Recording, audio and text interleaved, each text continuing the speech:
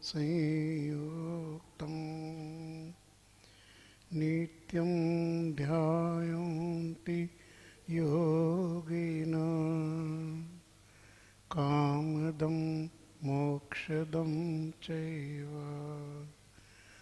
ओंकाराय नमो नमः। अरहन्तो मंगलं नित्यं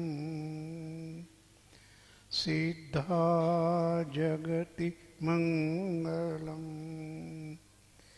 मंगलं साधव सर्वे जैन धर्मोस्तु मंगलम् मंगलं देव सर्वज्ञं निर्ग्रंथो गुरुमंगलम् मंगलं वीतरागश्रुत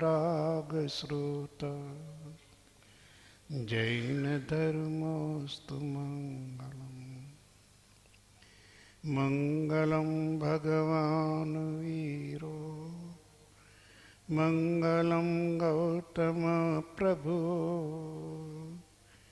मंगलं स्थूलिभद्राद्या जैन धर्मोस्तु मंगलम् महादेव्या कुक्षिरत्नं शब्दजेतर्वात्मजं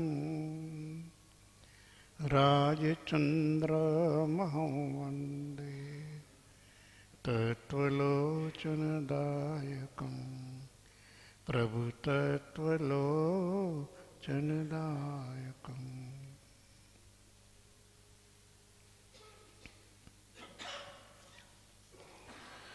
શ્રીમદ રાજચંદ્ર જ્ઞાન મંદિર રાજકોટ, રવિવાર તારીખ 14 ફેબ્રુઆરી 2016. શ્રીમદ રાજચંદ્ર વચનામૃતજી ક્રમવાર પત્ર સ્વાધ્યાય પત્રાંક 748, વવાણિયા, ફાગણ સુદ ચોથ, રવિવાર 1953. જ્યાં ઉપાય નહીં ત્યાં ખેદ કરવો યોગ્ય નથી. તેમને શિક્ષા એટલે ઉપદેશ દઈ સુધારવા કરવાનું હવે મૌન રાખી મળતા રહી કામ નિર્વાહ આવવું એ જ યોગ્ય છે. જાણ્યા પહેલાં ઠપકો લખવો તે ઠીક નહીં, તેમ ઠપકાથી અક્કલ આણી દેવી મુશ્કેલ છે. અક્કલનો વરસાદ વરસાવવામાં આવે છે તો પણ આ લોકોની રીતિ હજી રસ્તો પકડતી નથી. ત્યાં શો ઉપાય? તેમના પ્રત્યે કંઈ બીજો ખેદ આણવાથી ફળ નથી. કર્મબંધનું વિચિત્રપણું એટલે સર્વને સમ્યક એટલે સારું સમજાય એમ ન બને, માટે એમનો દોષ શું વિચારવો? પૂજ્ય સૌભાગભાઈ ઉપર આ પત્ર લખાયો છે. સૌભાગભાઈ એવા કરુણાવંત છે. એમને એમ કહ્યું કે અમને સત્પુરુષનો જોગ થયો છે, તો અમને જે કંઈ ઉપલબ્ધિ થઈ, જ્ઞાનની પ્રાપ્તિ થઈ, સમજણની પ્રાપ્તિ થઈ, એ અન્ય જીવોને પણ મળે લાભ એનો, અને જીવોનું કલ્યાણ થાય. એટલે વારંવાર એમને જે કાંઈ બે ચાર એમના સત્સંગીઓ હોય એમને વારંવાર કૃપાળુ દેવ તરફ લખે કે એમને તમે જાણ કરો, એમને સમજાવો, એમને આ કહો. આપણને પણ જેનાથી આપણને લાભ થયો હોય તો આપણી એવી ઈચ્છા થાય કે આપણા મિત્ર સ્વજન એને પણ આ લાભ મળે. એટલે આપણે એ જ્ઞાની પુરુષને વિનંતી કરતા હોઈએ કે ક્યારેક આને કંઈક સમજાવો તો સારું. કૃપાળુ દેવે સૌભાગભાઈને અનેક વખતના પ્રયત્ન પછી આ પત્ર લખ્યો છે. જ્યાં ઉપાય નહીં ત્યાં ખેદ કરવો યોગ્ય નથી. જ્યાં ઉપાય નહીં પછી એનો અફસોસ કરવો, ખેદ કરવો એ યોગ્ય નથી. એક મર્યાદા હોય છે, એક હદ હોય છે કે જ્યાં સુધીમાં આપણે કોઈમાં પરિવર્તન લાવી શકીએ. પરંતુ જ્યારે જેને સમજવું જ નથી એવી સ્થિતિ ગાંઠ વાળીને જે બેઠા હોય એમની પાસે ગમે તેટલું સમજાવવામાં આવે તો પણ પરિણામ ન આવે. જ્ઞાની પુરુષના લક્ષમાં આવે છે કે આની વૃત્તિ સમજવાની નથી. મતાગ્રહથી પકડાયેલો જીવ હોય, હઠાગ્રહથી પકડાયેલો જીવ હોય, અભિમાનથી પકડાયેલો જીવ હોય, એ જીવનું એક લક્ષણ બની જાય છે. એ સમજવાની સ્થિતિમાં નથી. એટલે જ્ઞાની પુરુષો પછી વ્યથા ઉપદેશ કરતા નથી. વૃથા ઉપદેશ કરીને એને પોતા પ્રત્યે ક્યારેક અભાવ ઉત્પન્ન થાય એવું કરતા નથી. અહીંયા સૌભાગભાઈને સમજાવે છે કે હવે ઉપાય નથી ત્યાં તમે વારંવાર અમને આ જણાવીને ખેદ કરો છો કે ક્યારે સુધરશે. તો કે ખેદ કરવો યોગ્ય નથી. તેમને શિક્ષા એટલે ઉપદેશ દઈ સુધારવા કરવાનું હવે મૌન રાખી મળતા રહી કામ નિર્વાહવું એ જ યોગ્ય છે. હવે તો એક જ વાત છે કે તેને તમે ઉપદેશ દઈને સુધારવાનું જે છે એમાં હવે મૌન થઈ જાઓ. કે એને આ ઉપદેશ દઈએ, શિક્ષા આપીએ અને સુધારવા કરવાનું જે કંઈ કરીએ એ બાબતમાં હવે મૌન રાખી એને માત્ર તમે મળતા રહો. એમની સાથેનો સંબંધ તોડશો નહીં. એમની સાથેનો સંબંધ કોઈ દિવસ તોડવો નહીં. હવે એનામાં પરિવર્તન આવે તો ઠીક છે, નહીં આવે તો પણ ઠીક છે, જેવું ભાવી. અને તમારે તમારું કામ એની સાથે જે પડ્યું હોય, પનારો પડ્યો હોય એ નિભાવી લેવો. નિર્વાહ એ જ યોગ્ય છે. કૃપાળુદેવની આ શિક્ષા સામાન્ય લાગે પણ જીવનના બધા ક્ષેત્રોની અંદર કેટલી બધી ઉપકારી છે. પછી કોઈના પ્રત્યે રાગ ન થાય, દ્વેષ ન થાય, પૂર્વગ્રહની ગાંઠો ન બંધાય, વેરઝેરની ગાંઠો ન બંધાય. બસ વાત પૂરી થઈ ગઈ. આપણને લાગ્યું કે હવે આ શિક્ષા કે ઉપદેશથી સુધરી શકે એમ નથી તો એમાં મૌન રાખવું. એની સુધારવાનું કામ હવે આપણે છોડી દેવાનું, પણ એની સાથેનો સંબંધ તોડવાનો નહીં. એની સાથેનો આપણો સંબંધ છે એ ચાલુ રાખવાનો. સૌભાગભાઈએ કીધું હશે કે તમે જરા એમને ઠપકો આપો તો એ સુધરી જાય. કૃપાળુદેવ જવાબ આપે છે, જાણ્યા પહેલા ઠપકો લખવો તે ઠીક નહીં, તેમ ઠપકાથી અક્કલ આણી દેવી મુશ્કેલ છે. એક તો કોઈને આપણે કોઈ વિગત જાણતા ન હોય, એને પણ ન સાંભળ્યો હોય, આને પણ ન સાંભળ્યો હોય, પૂરેપૂરી વિગતનો અભાવ હોય, ડેટા જેને કહે છે, ફેક્ટ્સ જેને કહે છે એ ન જાણતા હોય અને ઠપકો દેવાની શરૂઆત કરીએ, આ સજ્જનનું લક્ષણ નથી અને સંતનું તો નહીં જ. આજે આવી પ્રવૃત્તિ જોવા મળે છે કે વિગતોની કોઈ ખ્યાલ ન હોય, વાસ્તવિક પરિસ્થિતિ શું છે એનો કોઈ અભ્યાસ ન હોય અને લોકોને શિખામણ દેવાનો એક ઉમંગ આવે છે, ઉત્સાહ આવે છે, જાણે હું કંઈક બધાને સુધારી દઉં, હું જાણે બધું સરખું કરી દઉં. થાય નહીં. કંઈ જાણતા ન હોય તો ઠપકો દેવાથી કંઈ અક્કલ આવે એવું છે નહીં. અને ઠપકાથી અક્કલ આણી દેવી મુશ્કેલ છે. ઠપકાથી તો કદાચ એનો આપણને પ્રતિઘાત થશે. ઠપકાથી અક્કલ કોઈ દિવસ લાવી શકાય નહીં. સમજણ વિના બીજો કોઈ માર્ગ નથી. અક્કલનો વરસાદ વરસાવવામાં આવે છે તો પણ આ લોકોની રીતિ હજી રસ્તો પકડતી નથી. ત્યાં શું ઉપાય? જો વિચાર કરવામાં આવે તો અમે તો અક્કલનો વરસાદ વરસાવીએ છીએ. જ્યારે જ્યારે કંઈ કહેવાનું બને છે ત્યારે ત્યારે એવી વાતો એમને વ્યવહારની કહીએ છીએ, વિવેકની સમજાવીએ છીએ, સતની સમજાવીએ છીએ. આવો વરસાદ વરસે છે. સત્પુરુષના બોધ, સત્પુરુષનો ઉપદેશ એ સતની ધારા વરસે છે. આવો વરસાદ વરસતો હોય તો પણ એમની રીતિ હજી રસ્તો પકડતી નથી. એમાં કાંઈ એને બદલ કરવો નથી. અને એમાં એ બદલ કરવાની એમની ભૂમિકા પણ નથી.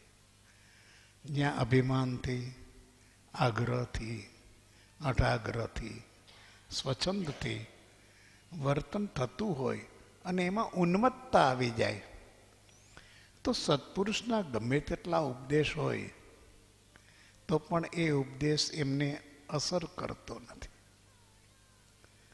કેમ કે એમની રીત જે છે એ રીત હજી રસ્તો પકડતી નથી.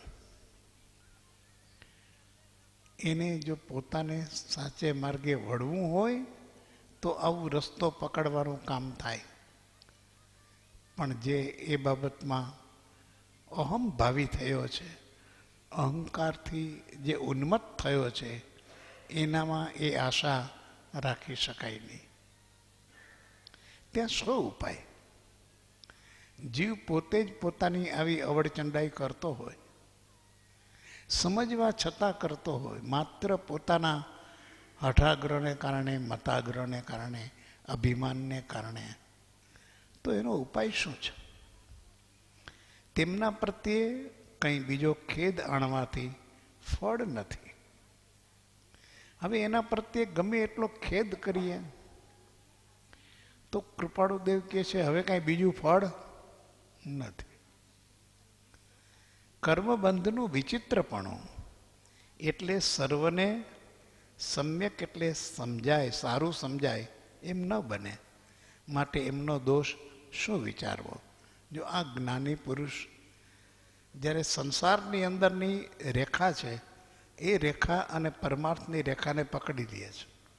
હવે કહે છે કે એને આ નથી સમજાતું, સાચી વાત, સારી વાત એ નથી પકડતો, એની રીતિ બદલાતી નથી, એનો રસ્તો બદલાતો નથી. અક્કલનો વરસાદ વરસાવવામાં આવે તો પણ એ બિંજાતો નથી. તો એ બતાવે છે કે કર્મબંધનું વિચિત્રપણું છે. એને કોઈ એવો કર્મનો બંધ પડ્યો છે કે જેથી કરીને એ જીવની બુદ્ધિ સતની સમીપ જઈ શકતી નથી. એને સાચું સૂઝતું નથી, સાચું ગમતું નથી, સાચું સમજાતું નથી અને સાચું અચરાતું નથી. આવો એનો કોઈ કર્મબંધની વિચિત્રતા છે. હવે એને ગમે એટલું કરવામાં આવે તો પણ એનું પૂર્વનું કર્મબંધ એવો છે કે એને સાચું સત્ય પકડાશે નહીં એનાથી. એટલે એમનો દોષ શું વિચારવો? કેમ કે એનો દોષ હવે વર્તમાનનો દોષ નથી. હવે જે એમનો દોષ દેખાય છે અમને એ એમના પૂર્વકર્મનો દોષ છે. અને પૂર્વકર્મનો દોષ ટાળવો હોય તો જબરજસ્ત સમજ જોઈએ.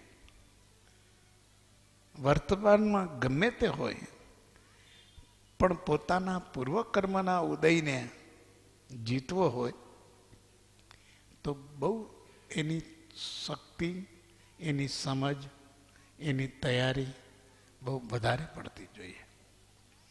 અને એટલા જ માટે જગતના જીવોને વર્તમાનમાં તો ઘણું ગમે કે સંસાર ખરાબ છે, મોક્ષ મેળવવો છે, શાંતિ એમાં જ છે, આ પૈસો પરિગ્રહ કોઈ સાથે આવવાનું નથી, આ બધું બરોબર છે, પણ પૂર્વના જે એના કર્મબંધ છે એનું વિચિત્રપણું એવું હોય છે કે કર્મ ઉદયમાં આવે ત્યારે તે ઉદયના ભાવોને જીતવા આકરા છે,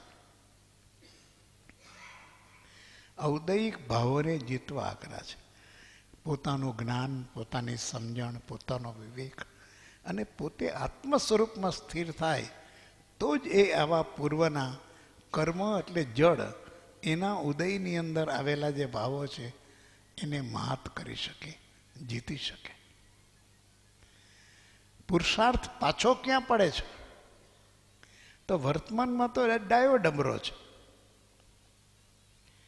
પણ ક્યારેક પ્રસંગ બને છે અને પ્રસંગમાં પૂર્વના કર્મના ઉદયનું જોર છે, પૂર્વના સંસ્કારોનું જોર છે.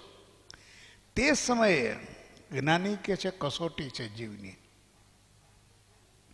એની સમજણની કસોટી છે, એના વિવેકની કસોટી છે.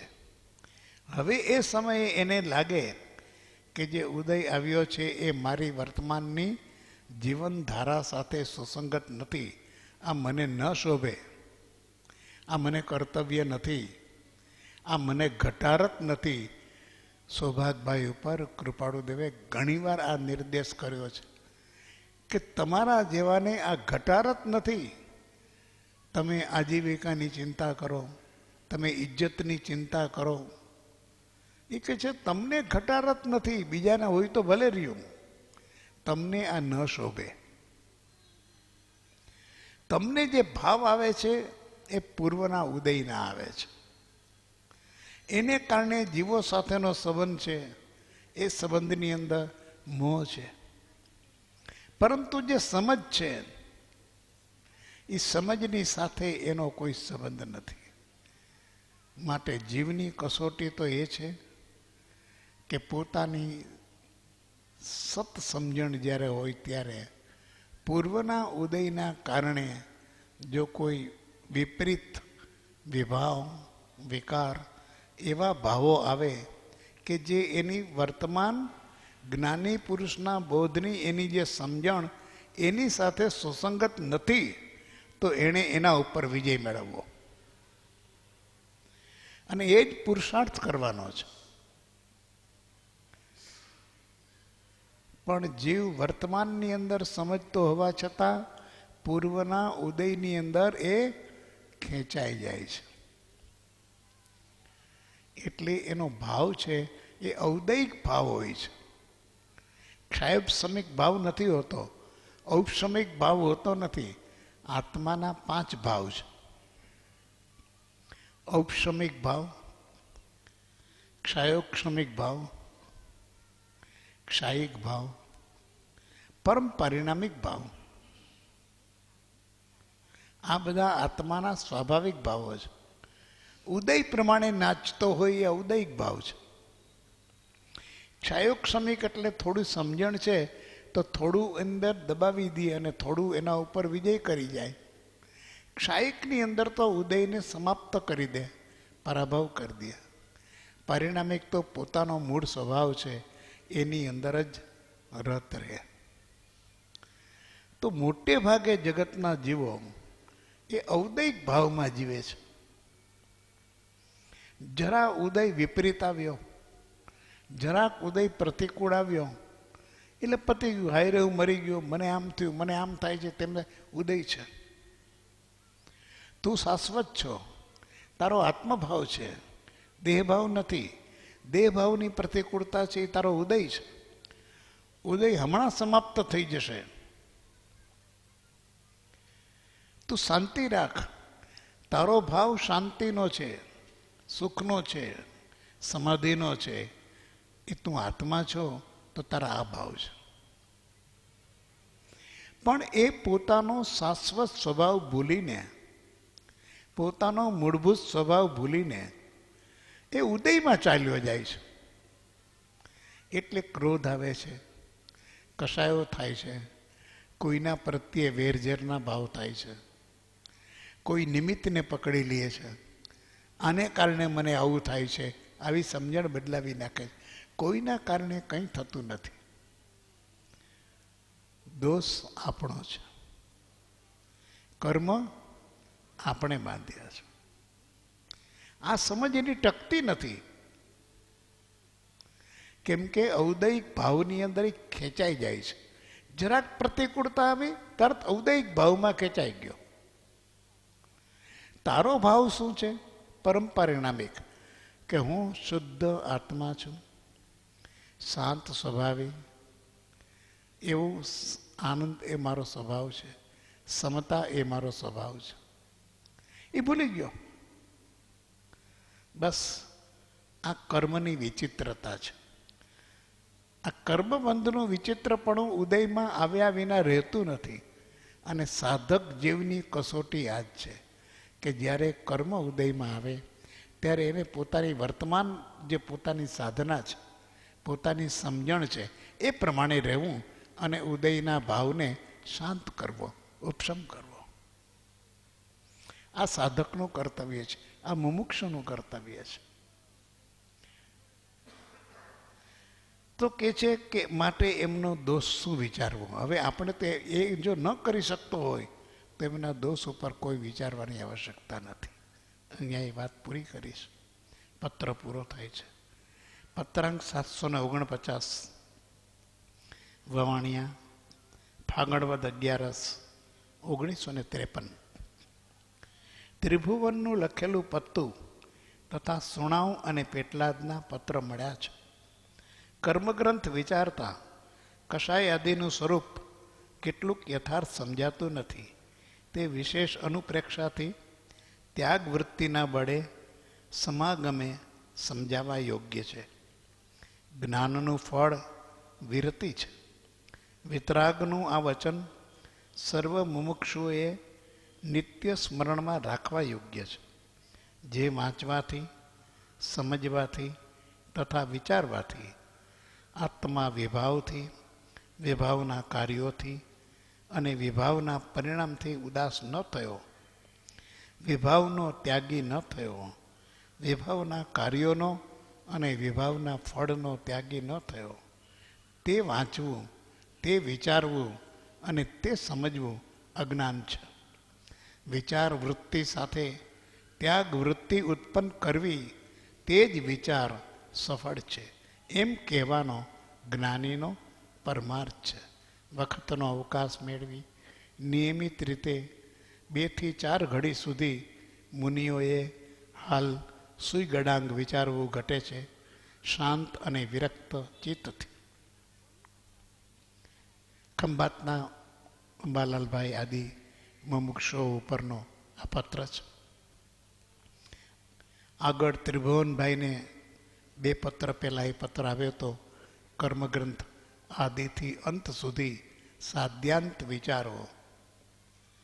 જીવ પરમાર્થ માર્ગમાં 2 તત્વથી જ આ સંસાર ચાલે છે. એક જીવ તત્વ અને બીજું કર્મ તત્વ. જીવ તત્વ તો શુદ્ધ જ છે, પણ કર્મનો એને સંગ થયો છે અનાદિથી. અને એ જે કર્મ સહિત છે એ સંસારી જીવ છે. જે જીવો કર્મ રહિત છે એ સિદ્ધ જીવો છે. તો મૂળભૂત જીવ અત્યારે કર્મ સહિત છે.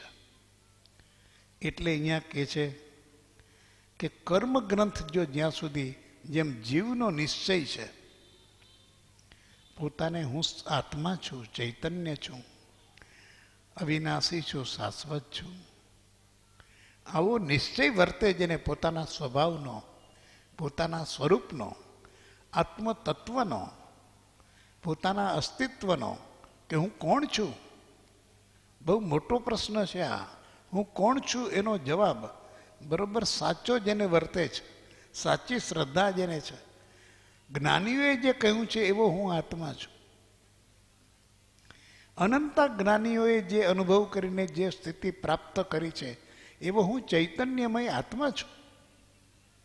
આવું જેની પાસે સાચો સમાધાન છે, એમ એને સાથે કર્મની સ્થિતિ જાણવી પડે કે કર્મ શું છે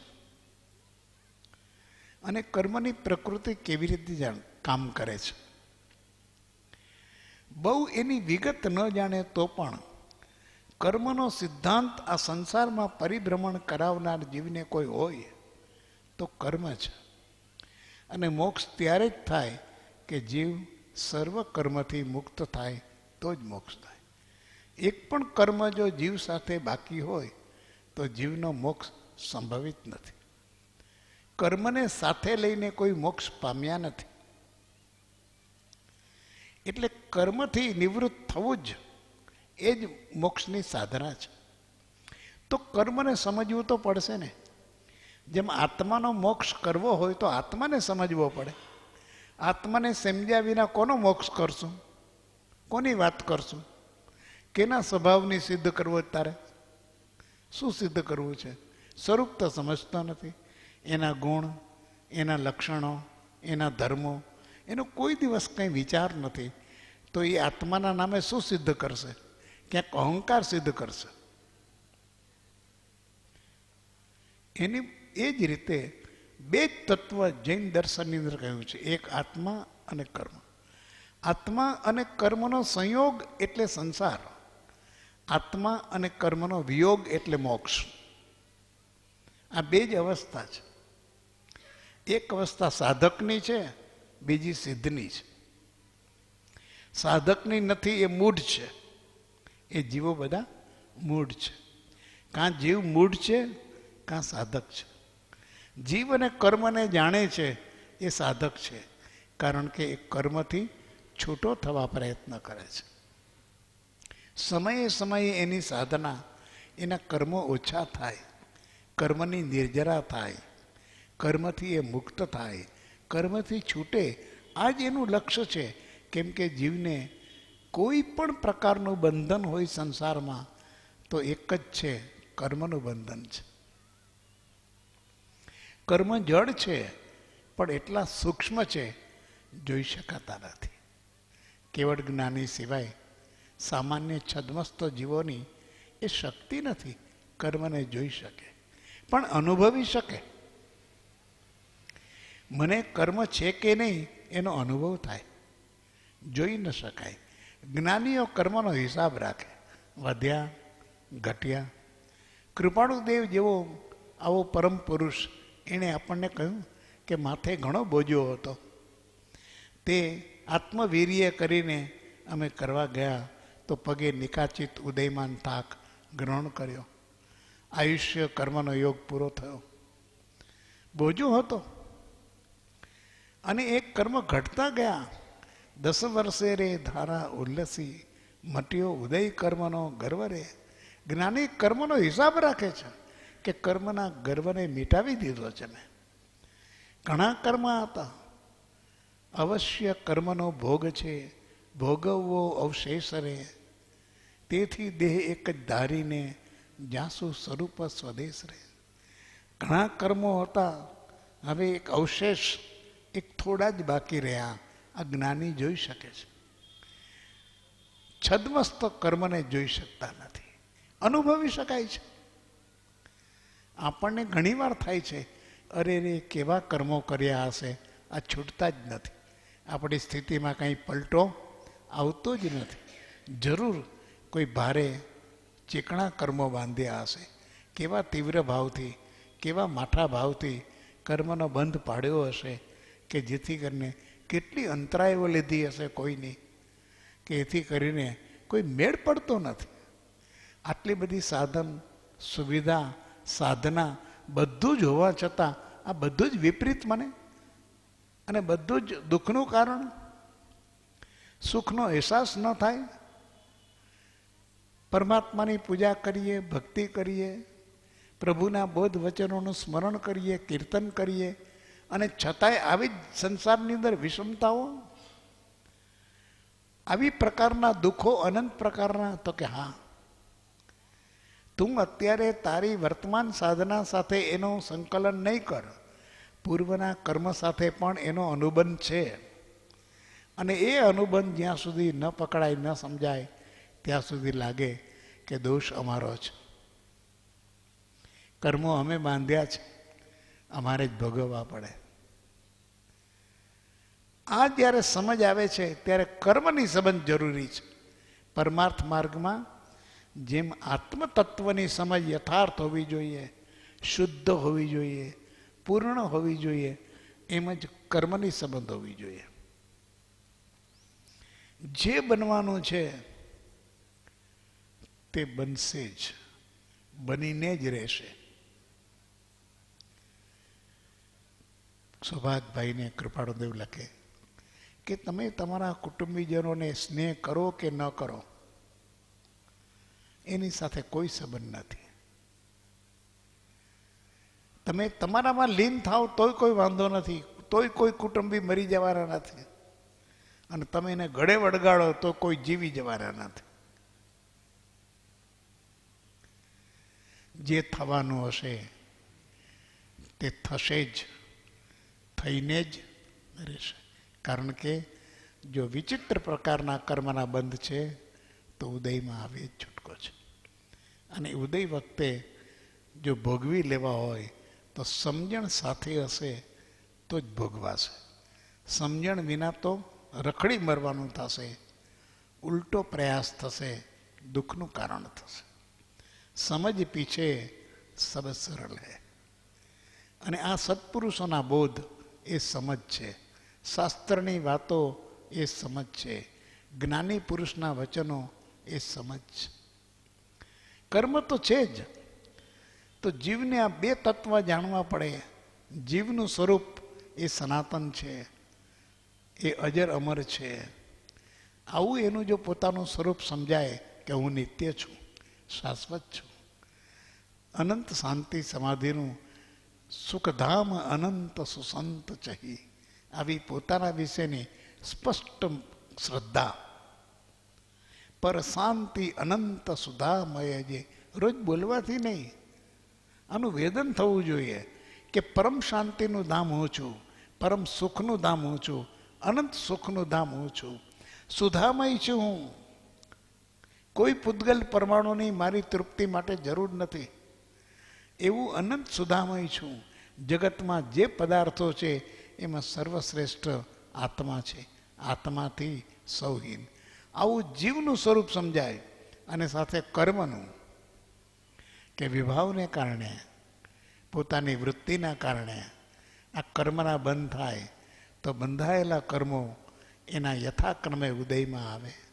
અને ઉદયમાં આવે ત્યારે એને ઓળખી લેવા કે કર્મ ઉદયમાં આવ્યું છે, મારો સ્વભાવ તો એમનેમ છે, મારું સ્વરૂપ તો એમનેમ છે, એમાં કંઈ ફેરફાર થયો નથી.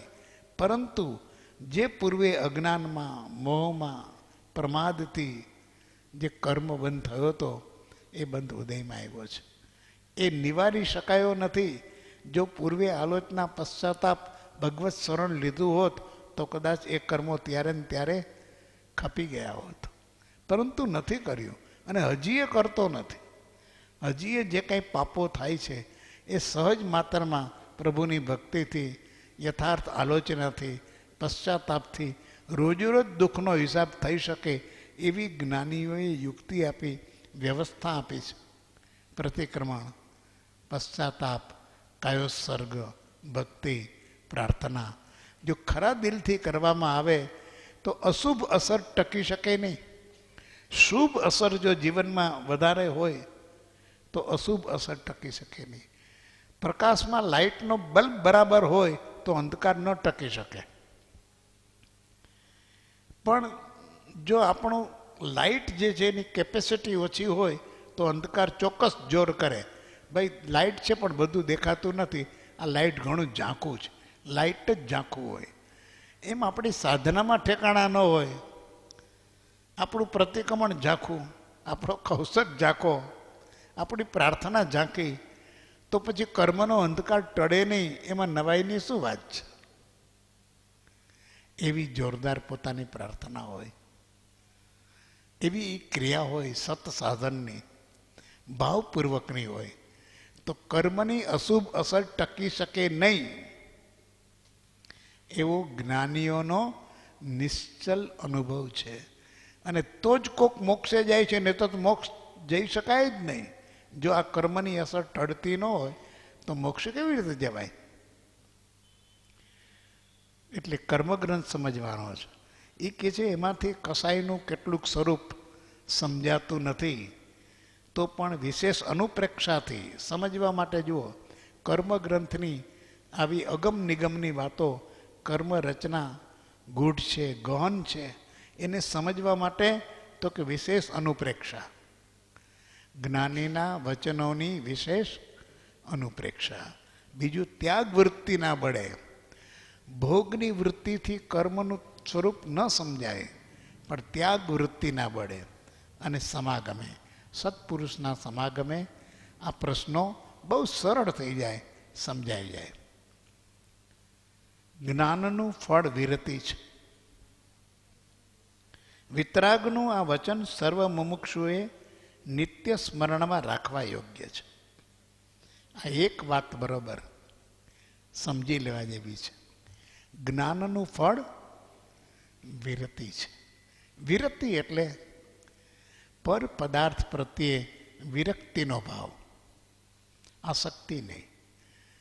જોવું, જાણવું એ જીવનો સ્વભાવ છે, એ જીવની શક્તિ છે, એ જીવનું સામર્થ્ય છે. પણ જે જોયું, જે જાણ્યું એની સાથે એકરૂપતા કરવી એ જીવની નબળાઈ છે. એ નબળાઈ છે એની.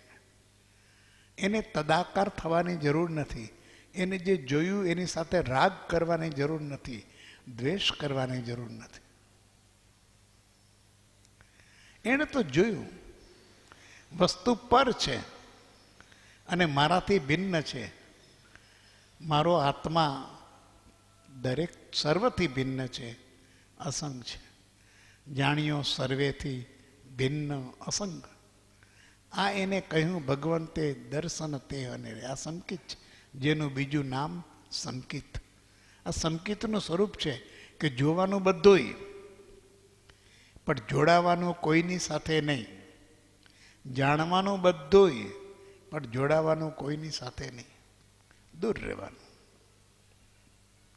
જેમ ઝેર જોયું હોય તો ઝેર જોવાનું, પછી એનો પ્રયોગ નહીં કરવાનો. ઝેરના પારખા ન હોય, કારણ કે જાણે છે કે જીવલેણ છે, માટે આનો કોઈ પ્રયોગ ન હોય. આ જાણી લીધું કે આ પોઈઝન છે. પોઈઝન છે એટલે ચાખાય નહીં. સરસ રીતે વાત કરીએ છીએ જે વાંચવાથી. હવે જ્ઞાનનું ફળ વિરતિ છે, તો જ્ઞાન શેમાંથી મળે? વાંચનથી, સાંભળવાથી, વિચારવાથી જ્ઞાન મળે.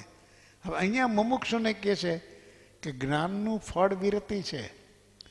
જ્ઞાન એને જ કહેવાય કે જેનાથી જીવમાં વિરતિના પરિણામ થાય, આસક્તિના નહીં. જાણીને જો આસક્તિ થાય, સરસ મજાનો હીરો જોયો અને પછી આસક્તિ થઈ, સરસ મજાનું મકાન જોવા ગયા અને પછી આસક્તિ થઈ, સરસ મજાના વસ્ત્રો અલંકાર જોયા અને પછી આસક્તિ થઈ, તો એ જ્ઞાનનું ફળ નથી. મોહ થાય તે જ્ઞાનનું ફળ નથી. જ્ઞાનનું ફળ વિરતિ છે. વિરતિ એટલે વિરક્તિ છે. બહુ મોટા સંત એ મોલ જોવા ગયા અને મોલની અનંત પ્રકારની આઈટમો જોઈ, તો એને પૂછ્યું લઈ જનારાએ કે સાહેબ આમાંથી કાંઈ તમારી ઈચ્છા કરી? કોઈ વસ્તુની ખપ છે આપને તો લઈ દઈએ અમે.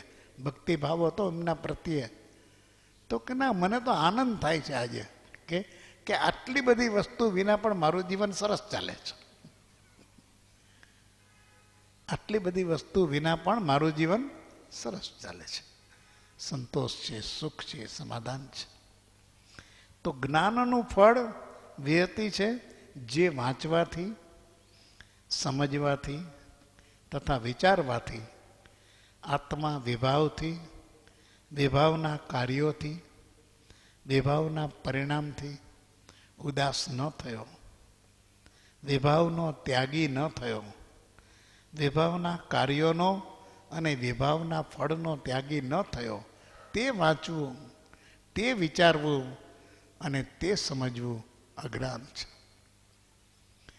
જુઓ, જ્ઞાનની કક્ષા આપી, જ્ઞાનના પ્રકાર આપ્યા કે કયું જ્ઞાન જીવને ઉપકારી છે, કયું જ્ઞાન જીવને કલ્યાણકારક છે, કે જે જ્ઞાનથી જીવની અંદર વિભાવથી ઉદાસીનતા આવે,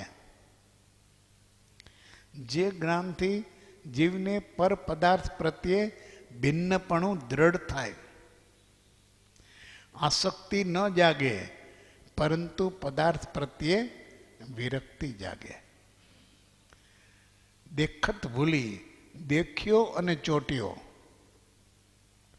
તો આ ભૂલ છે, એવી અનાદિકાળની ભૂલ છે. જગતના દરેક પદાર્થોને જોઈને બસ એને આશ્ચર્ય થાય છે અને એને એમ થાય છે કે આ મારી પાસે હોય તો હું વધારે સુખી થાઉં. આ ભાવ આસક્તિના છે અને જીવ સતત આસક્તિના ભાવમાં જ છે, એટલે એને શોપિંગનો ઘણો શોખ છે. કંઈ પણ હોય તો ચાલો શોપિંગ કરવા જઈએ, અને શોપિંગ એ પદાર્થ પ્રત્યેની આસક્તિ છે. એને એમ થાય છે કે મારા સુખની પૂર્તિ થશે, પરંતુ એ થઈ શકતી નથી. એ કે છે એ સમજવું, વાંચવું, વિચારવું એ બધું અજ્ઞાન છે. વિચાર વૃત્તિ સાથે ત્યાગ વૃત્તિ ઉત્પન્ન કરવી તે જ વિચાર સફળ છે, એમ કહેવાનો જ્ઞાનીનો પરમાર્થ છે. વિચાર આ જ્ઞાનનું પરિણામ છે. આ વિચાર સાથે ત્યાગ વૃત્તિ આવે કે જે જાણવું એને પૂરી રીતે જાણવું, અને ત્યાગ વૃત્તિથી જાણવું કે મેં જાણી લીધું, વસ્તુ બહુ સરસ છે, પરફેક્ટ છે, એની ઘણી શક્તિ છે, બધું બરાબર છે, પણ હું સ્વયંપૂર્ણ છું, મારા માટે એ પર છે. પર કદી સુખનું કારણ બની શકે નહીં, કારણ કે પર નિત્ય રહી શકે નહીં. પરને છોડવું જ પડે. સ્વ અને પર બે જુદા છે. તો વિચાર વૃત્તિની સાથે ત્યાગ વૃત્તિ થાય કે મારે કાંઈ જાણ્યું કોને? જાણ્યું તેનું ભલું કે જેનો મોહ ગયો મટી. એ જ જાણ્યું કે જેને એના પ્રત્યેનો મોહ ટળી ગયો. આ વસ્તુનું સાચું જ્ઞાન છે. જેનો મોહ ટળે તમામ પ્રકારનો મોહ જેનો મટી જાય ત્યારે જ એને પદાર્થની ઓળખ થઈ. તો આપણે જગતને ક્યારે જાણ્યું કહેવાય? કે જગત પ્રત્યેનો આપણો મોહ મટી જાય, શમી જાય, શાંત થઈ જાય તો જાણ્યું કહેવાય. વિચાર વૃત્તિ સાથે ત્યાગ વૃત્તિ ઉત્પન્ન કરવી તે જ વિચાર સફળ છે, એમ કહેવાનો જ્ઞાનીનો પરમાર્થ છે. જ્ઞાની આ કહેવા માગે છે કે ભાઈ કર વિચાર તો પામ. તો વિચાર આખા જગતના પદાર્થોનો તો બધા અનિત્ય છે, અસરણ છે, અસાર છે, ક્ષણિક છે, ક્ષણભંગુર છે. વિચાર શાશ્વત સુખ આપી શકે નહીં, વિચાર સાથે રહી શકે નહીં. વિચાર સંયોગી છે, સંયોગ છે ત્યાં વિયોગ છે જ. વિચાર સાચું વિચાર, પૂર્ણ વિચાર કે જેથી કરીને ત્યાગ વૃત્તિ દ્રઢ થાય, આકર્ષણ રહે જ નહીં. એ મારા કામનું નથી. ગમે તેટલું શ્રેષ્ઠ હોય તો પણ મારા કામનું નથી. મારે જે આત્મકલ્યાણ કરવું છે એમાં આ જડ પદાર્થ મને કોઈ કાળે ઉપકારી થઈ શકે નહીં. પછી તો મુનિઓ માટેનું એક વાક્ય મૂક્યું છે કે વખતનો અવકાશ મેળવીને નિયમિત રીતે 2 થી 4 ઘડી સુધી મુનિઓએ હાલ સુઈ ગળાંગ વિચારવું ઘટે છે. મુનિઓને સુઈ ગળાંગ એક આગમ સૂત્ર છે, એ વિચારવા માટે કૃપાળુ દેવે અહીંયા ભલામણ લખી છે અંબાલાલને, અંબાલાલ મુનિઓને જઈને કહેવા માટે. પણ એમાં સાથે એક બીજી ભલામણ લખી કે શાંત અને વિરક્ત ચિત્તથી આગમનો વિચાર કરવો. એ પણ કેવી રીતે? તો શાંત અને વિરક્ત ચિત્તથી. ચિત્ત વિરક્ત જોઈએ. ચિત્તની વિશુદ્ધિ કરવી. જ્યારે સાધના કરવા બેસીએ ત્યારે પહેલા ચિત્તને વિરક્ત કરવું, આસક્તિવાળું ન રાખવું. વિરક્તવાળું ચિત્ત હોય તો ગમે તેટલી વસ્તુ કોકની આપણે જોઈએ પ્રદર્શનની, આપણને કાંઈ ન થાય, લેવાના ભાવે ન થાય, એની છે એમાં ઈર્ષાય ન થાય. નહીં તો કાં તો ઈર્ષા થાય, કાં આપણને લેવાના ભાવ જાગે, અનેક પ્રકારના વિકારો જાગે જો ચિત્તમાં વિરક્તિ ન હોય તો. એટલે ગમે ત્યાં મોલમાં જવું એ આપણા માટે લાભદાયી નથી જો ચિત્તની વિરક્તિ ન હોય તો. જ્ઞાનીઓનું એક લક્ષણ છે, જ્ઞાનીઓ સંવિઘ્ન હોય છે. ગુરુ કેવા કરવા, ગુરુ કેવા હોવા જોઈએ? સરસ બે શબ્દ શાસ્ત્રોએ આપ્યા છે. એક તો ગુરુ ગીતાર્થ હોવો જોઈએ. ગીતાર્થ શાસ્ત્રોના વચનને પોતાના કલ્યાણ માટે શું યોગ્ય છે, શું અયોગ્ય છે, કેવી રીતે સમજવાનું છે, ક્યાં નહીંથી સમજવાનું છે, આવી જેનામાં કલ્યાણ દ્રષ્ટિ છે એવો ગીતાર્થ ગુરુ. શું વ્યવહાર, શું નિશ્ચય, બધા ભેદ જાણે અને ભેદની અંદર એને વિવેક છે કે હેય શું, જ્ઞેય શું અને ઉપાદેય શું. આ ગીતાર્થ. અને બીજો સંવિઘ્ન, ગમે તે પ્રકારના આકર્ષણો જગતની અંદર હોય એની સામે પણ આવે તો પણ લેશ માત્ર એનું ચિત્ત એને જરાય ચલિત ન થાય.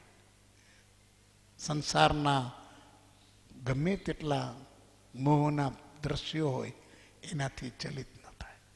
કૃપાળુ દેવે જ્ઞાની માનતંગ સૂર્યે ભક્તામર સ્તોત્રમાં પ્રભુનું આ એક લક્ષણ આપ્યું છે કે ઇન્દ્રાણીઓ ચરિત કરવા આદરે જે પ્રકાર હોય તો એ થતા ચરિત નહીં આપને રે વિકારો. પ્રભુ તમે જ્યારે તપ કરતા હો, સાધના કરતા હો, ત્યારે ઇન્દ્રાણીઓ અનેક પ્રકારના કામ ભોગના ચાળા કરે તમને ચલિત કરવા માટે, પણ તમે ચલિત થતા નથી. કેવી રીતે? તો કે ગમે તેટલા વાયરા વાય એ કોઈ બીજા ગમે તેટલા પહાડને ઉડાડી મૂકે પણ મેરુ કદી ચલિત થતો નથી. એમ પ્રભુ આપણું આવું ચારિત્ર છે. આપણે તો ભગવાનની એ સ્તુતિની અંદર આવે છે, સ્થુલીભદ્રના એ જીવન ચરિત્રમાં આવે છે કે 12 વર્ષ સુધી રંગશાળાની અંદર ષડદ્રવ્યના ભોજન કરાવવા છતાં પણ સ્થુલીભદ્રની વૃત્તિ ચલિત થતી નથી. છેલ્લે વેશ્યાને કોષાને સંકિત પમાડીને એ નીકળે છે. કેટલો જબરજસ્ત જ્ઞાનીઓની આ દશા છે. વિરક્ત ચિત્ત, સંવિઘ્ન ચિત્ત અને ગીતાર્થપણું એનું બુદ્ધિનું, આ બે લક્ષણ સદગુરુના છે.